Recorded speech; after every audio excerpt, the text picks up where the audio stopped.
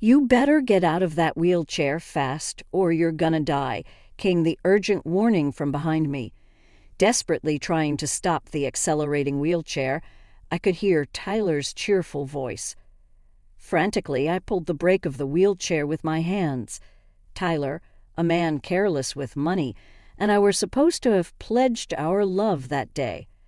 While struggling on the unstoppable wheelchair, anger welled up in me more than sadness. Thirdly, the wheel got caught in something and I was thrown from the wheelchair. A large noise echoed behind me and I lost consciousness.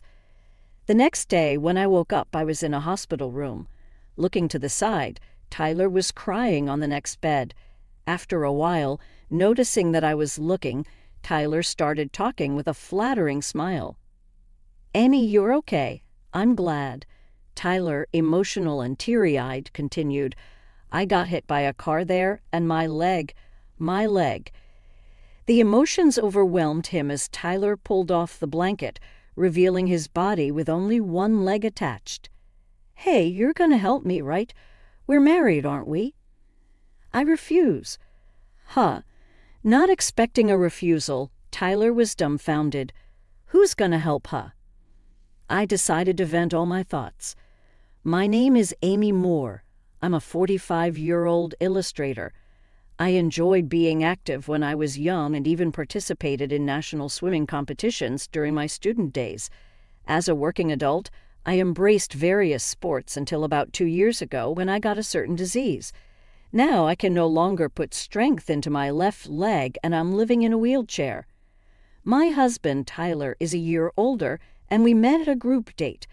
My house was originally wealthy and my father was a well-known company president in society. Many people were drawn to the wealth, but Tyler seemed different. We nurtured our love, got married, and lived happily for 10 years despite not having children. However, when I started my life in a wheelchair, Tyler's attitude changed. He demanded my family pay for making our home accessible and arranging a helper. My father refused, and I planned to cover it with my savings and future salary. Tyler's reaction shocked me. He started talking about inheritance and insurance, suggesting more expensive options. Unable to understand him despite objections, I decided to use my savings. I had accumulated before marriage and that year's bonus to fund the renovations. I decided to request a housekeeping service company about 3 times a week. With the house made accessible, I was able to do the housework even in a wheelchair, so 3 times a week was enough. The person in charge was an older woman with a good demeanor, and it became my pleasure to have tea with her during breaks. However, it seemed that Tyler didn't like the woman in charge, and he often complained. The way she folded the laundry was different. The order in which she arranged the wash dishes was different, and sometimes he even felt the taste of the food was different. All of these were such nitpicks that could be called fault-finding, and one day I finally exploded in anger. "Why do you say such rude things? Hell, it's true, right? She's getting money for such a shoddy job. The world is being taken for granted. Besides, it's weird to pay for housework. Have her do it for free. There's no way that can happen." Tyler was momentarily taken aback by my ferocity, but he soon began to smirk, and then he said something unbelievable. "If you insist, then fine," he said. "I'll deduct the same amount we're paying her from her living expenses." "What?" I felt dizzy with Tyler's incomprehensible decision. We had been paying the in-charged woman about $1,000 a month. Half of that amount I had been contributing by adding to the living expenses for my own savings. But now Tyler said he was going to put that $1,000 into his own allowance instead of the living expenses. Our living expenses were already stretched thin, so if Tyler didn't contribute, I would have to make up the difference. In other words, my own out-of-pocket contribution would go from $500 to $1,500, basically tripling. Holding my temple strongly, I answered, "If you deduct $1,000, your contribution to the living expenses becomes $500. Where do you think I'm going to find the extra $1,000? "Well, it's your whim, so you should pay for it. You're earning, aren't you?" Unbelievable. It's true that after falling ill, I had bravely gone independent and was succeeding, but my income was just a bit higher than when I was a company employee. If I had to deduct another $1,000, I wouldn't be able to save any money. However, Tyler showed no signs of backing down. Fine, but promise me one thing. Make sure you save that $1,000 properly. Got it, with Tyler cheerfully agreeing. I felt nothing but anxiety, and that anxiety soon proved to be well-founded. Tyler stopped complaining about the housework agency, but correspondingly, Tyler stopped doing any housework. Hey, even though we're asking the housework agency, we should do the daily chores. Huh, what are you talking about? We're paying them, so let them do it. Tyler began to leave the house more often.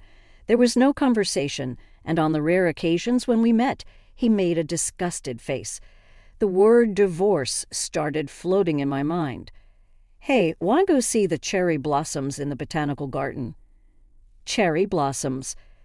We had been living with minimal conversation for 2 months. It was early spring. Suddenly, Tyler said this, leaving me baffled. Smiling, Tyler continued to talk to me, who was at a loss.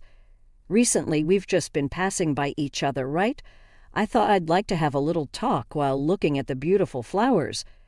Well, okay then. All right, let's go. Tyler cheerfully exclaimed as he began pushing my wheelchair.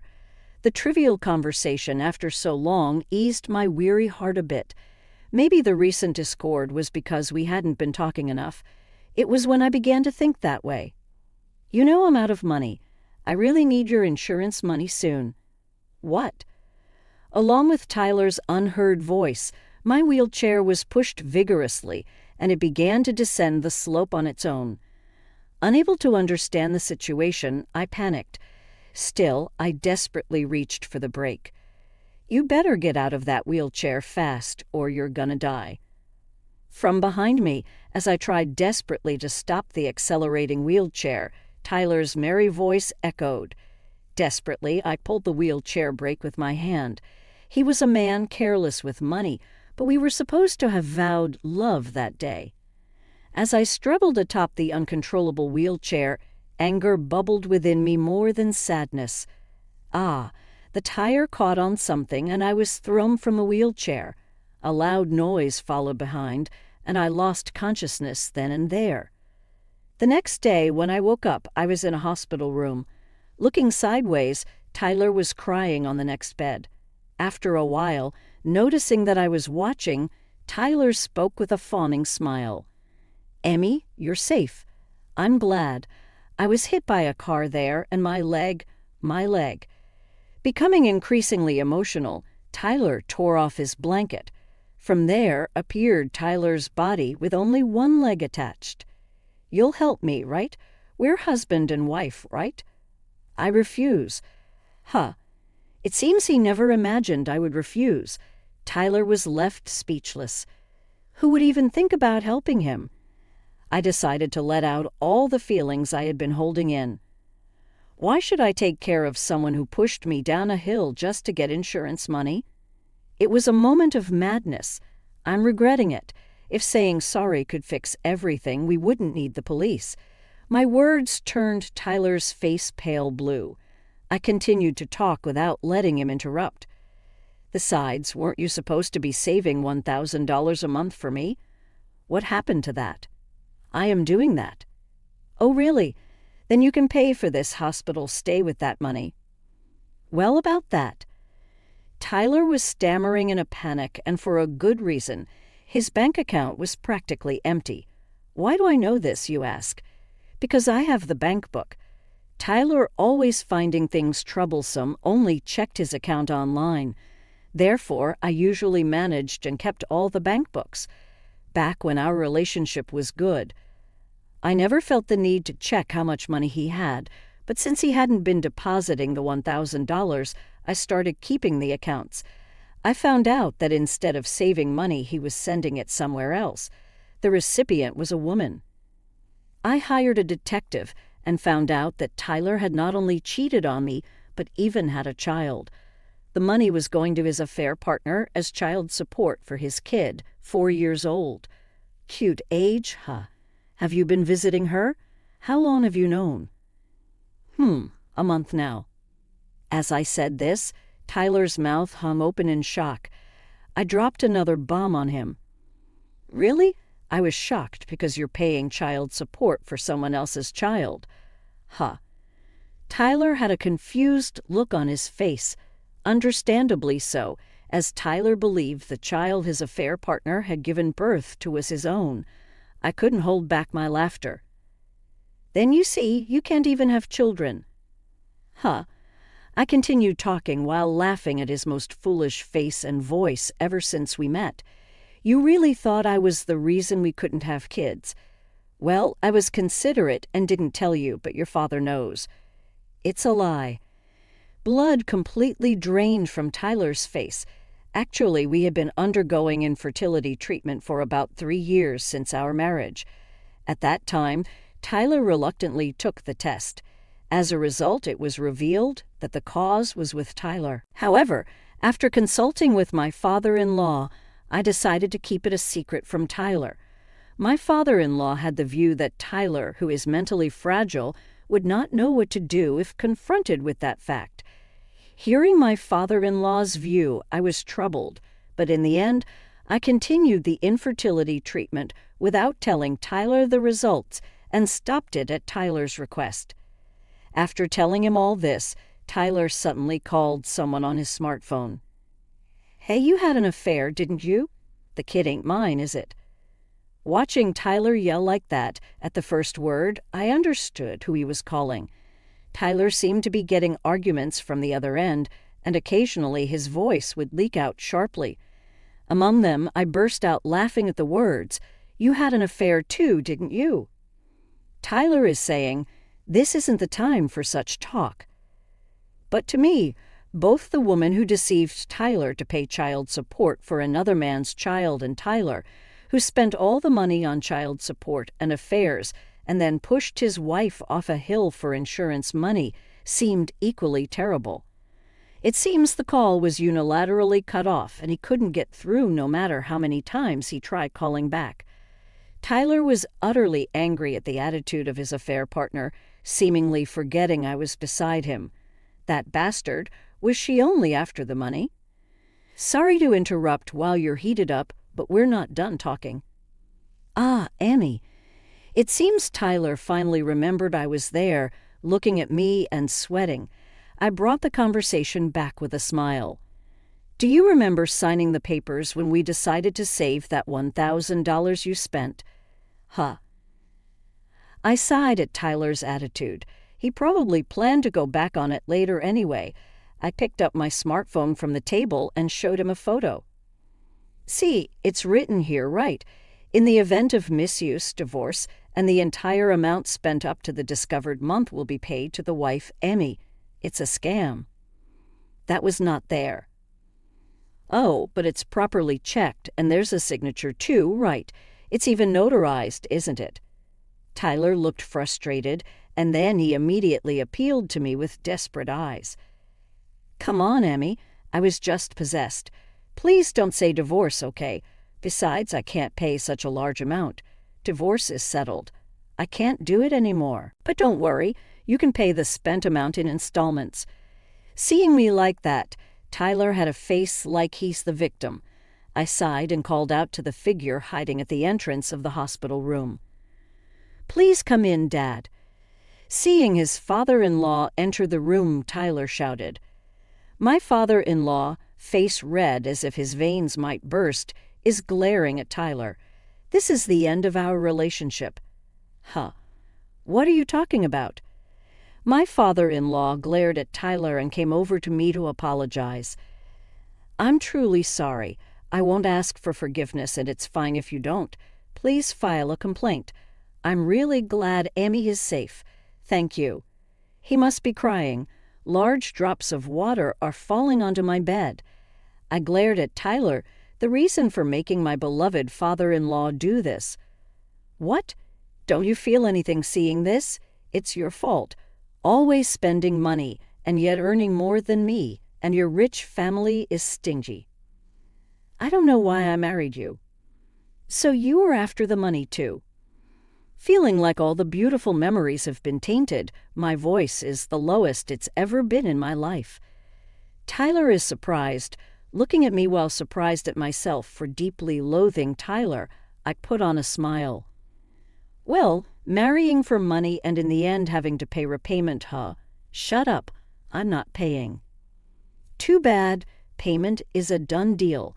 As I said this, my father-in-law, looking scary, told Tyler, I will be watching you until the payments are done. I couldn't see, but his face must have been terrifying as Tyler's face went pale and he was shaking. Excuse me for interrupting.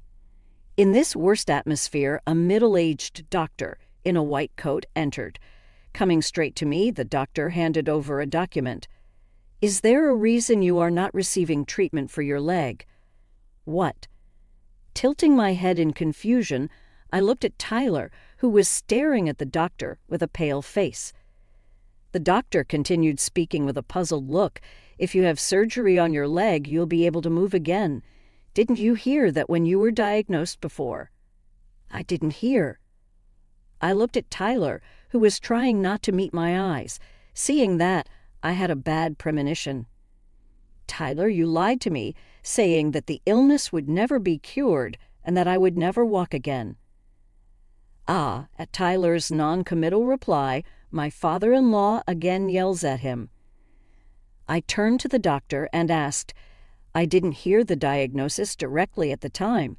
Could you please tell me? Yes, Amy, your illness is a temporary paralysis caused by a herniated disc hitting the spinal cord, leading to blood flow issues. Since some time has passed, you'll need rehab, but you will be able to walk. I couldn't stop my tears at the doctor's words. I was wrong to trust Tyler and not hear the diagnosis, but my disgust for Tyler, who lied about a problem involving a person's life, grows by the minute. There's not a shred of affection left. Tyler, what's going on? Tyler, don't just stand there, say something. My father-in-law's yelling echoes in the hospital room. Tyler's shoulders shudder and he suddenly starts crying. But if Emmy is free to roam the world, I'm always left behind.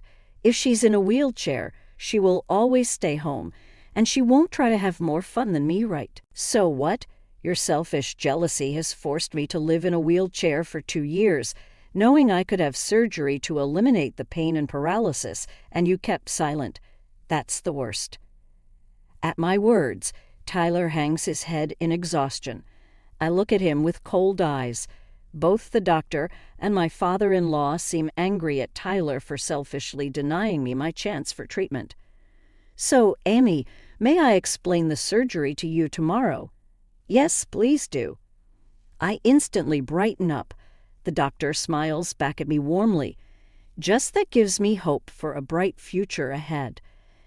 I will instruct the nurse to separate the rooms. No, I don't want to be separated from Amy. Tyler protests loudly. The doctor glances at Tyler's sudden refusal, ignoring him. Then he says to me, "See you tomorrow," and leaves the room. Amy, you're not really gonna divorce me, right? I'm an amputee, remember? I know I was wrong to keep quiet, but think about our current situation. Tyler pleads. Despite my father-in-law yelling at the incredibly selfish Tyler, he stands his ground. I silently watch, but seeing no sign of it settling down after about 10 minutes, I reluctantly speak up. Then I'm gonna work and you'll handle the chores. If you ask for a service, you'll pay for it. Oh, and I'll deduct that amount from the living expenses. Huh, I can't live like that. What are you saying? What was it strange? It's strange. Be kinder to me. I'm in a wheelchair for life, Tyler says, his breathing harsh. What I had said was all that Tyler had said to me, but Tyler seemed not to notice. Hey, do you realize? Huh? Realize what? What I just said is what you said to me. As I said that, Tyler finally seemed to notice, his face turning pale as he froze in place. My father-in-law had also forgotten to shout. His face turned pale, It must have been a big shock to learn that the son he had desperately raised had said such terrible things to his wife. Well, let's talk through lawyers from now on, and about the compensation too. Wait, Amy. As Tyler called my name, a nurse came into the room. It seemed that I was moving rooms so Tyler couldn't easily barge in anymore. Tyler resisted to the end, but with one leg he couldn't get up from the bed and could only scream. Well, Tyler, goodbye. Wait for me. With Tyler screaming as the last thing I heard, I was pushed by the nurse and left the room. My father-in-law met my eyes and nodded, and I bowed my head in return. That was the last time I met Tyler. A few months later, I received divorce papers from Tyler through the lawyer, and the divorce was successfully concluded. I heard Tyler is quite disheartened and is living under the strict supervision of my father-in-law. He seems to have been able to keep his clerical job, but it seems that the reason for the divorce leaked somehow, and the colleagues who were worried about his injury at the time of his return are now looking at him coldly. Tyler brought it upon himself, but I heard him lamenting, "My colleagues are harassing me," and I couldn't help but bitterly smile, thinking he hasn't changed a bit. Actually, I still meet my father-in-law now and then after the divorce with Tyler, partly to check on Tyler's situation, but mainly because we are hobby friends. Initially, my father-in-law seemed apologetic, but recently he is getting back to his usual self. Upon investigation, it was revealed that the affair partner was married and had been married to the real father of her child. I sent the evidence of the affair and child support transfer to the affair partner's husband. It seems he found out about the affair from the evidence I sent, and a huge dispute ensued. It seems they also got divorced. A resentful letter arrived at the lawyer's office, but all were ignored. As for me, I underwent surgery immediately after that and then spent about 6 months in the hospital for physical therapy. Thanks to my father-in-law's arrangement, I was able to continue working while staying in a private room. After being discharged, thanks to ongoing physical therapy and regular checkups, I can now walk with a cane. A recent daily routine is to take a walk around the house. Actually, recently, I exchanged contact information with someone I met during those walks and promised to go for a meal. He's a very kind person who helped me when I stumbled and fell over a rock. These days, the exhilarating feeling of a new spring coming makes my excitement unstoppable.